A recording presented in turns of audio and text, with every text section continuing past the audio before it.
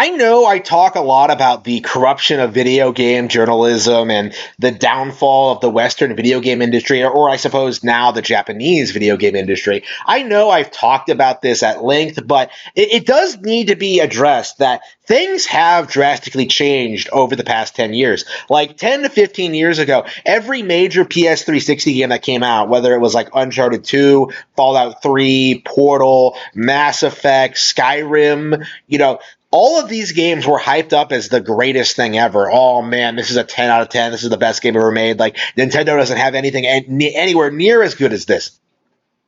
The narrative has changed over the past 10 years. With the Wii U generation, I think that kind of ushered in this era of, general audiences beginning to understand that Nintendo titles are indeed superior. It may have been Mario 3D World that kind of kicked off this trend in which a lot of people were pushing it to win Game of the Year in spite of not having a lot of competition from other consoles. It still lost that, right? But it was a highly popular, highly successful game that had a lot of relevancy among certain groups of people. So gamers were upset that Mario 3D World got shafted in favor of Gone Home or whatever. So that kind of led to this snowball effect where more and more people started to distrust gaming news outlets, right? Gamergate happened the next year.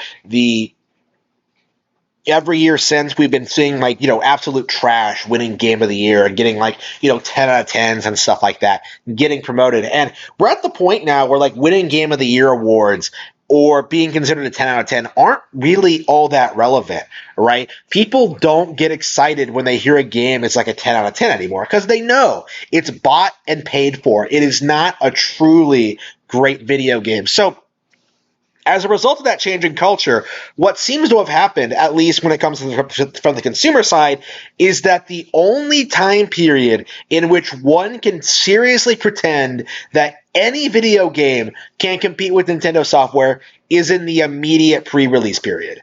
Right now, 10 years ago, we got we were told that games were better than Nintendo when they came out, right? But now that that's obviously not true, they have to do this thing where they have to hype the game up just before release, right? That seems to be the massive change here, right? Because people used to get excited when games came out. Now people get excited before they come out because the reality can't possibly live up to the hype cycle. We're going through this now with Starfield and we're going through this now with Final Fantasy 16. So what this means is that of course Starfield and Final Fantasy 16 are both going to flop compared to Tears of the Kingdom. They're not going to be anywhere near as relevant, influential, popular, as played. They're going to have tons of glitches, tons of problems, tons of issues. Tears of the Kingdom is going to stop them both into the ground, right?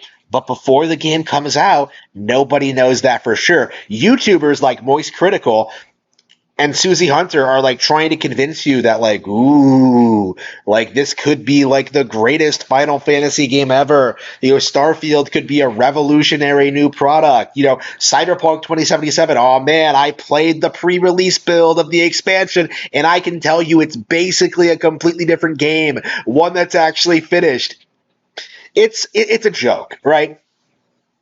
Right? At this point, these people are getting desperate. They're desperately trying to maintain their relevancy. They're desperately trying to keep their games talked about and popular. And they're trying to deny they're trying to deny that Nintendo is superior to their brands. They don't respect that the Zelda team has been built up over the past 30 years to put out some of the best fantasy action RPGs ever made, right? Tears of the Kingdom could never have come from any of these lesser studios, right? That people refuse to acknowledge the quality and uniqueness of Pikmin 4. They refuse to get excited over stuff like Fire Emblem Engage or re-releases like Advance Wars, or in small spin-off games like Bayonetta Origins, right? All spectacular games you can only find on Nintendo Switch. Right now, all anybody really wants to talk about are rehashes and re-releases of old content. Street Fighter 6, Resident Evil 4 Remake, Mortal Kombat 1 is coming out this year. A reboot of a reboot. What? They couldn't like organically grow the story with like 10 like again like why do they need to reboot it again? Like it was just it's so silly, but nobody wants to admit that like these companies are committing blunder after blunder after blunder to the point where like nobody really trusts them anymore, like, and it is going to get worse, right? We are going to reach the point where like people aren't going to bother checking out the new Final Fantasy. We're going to reach the point where like nobody even bothers checking out like Capcom Xbox Directs or these PlayStation showcases. Like nobody's interested in any of these games that these companies are selling.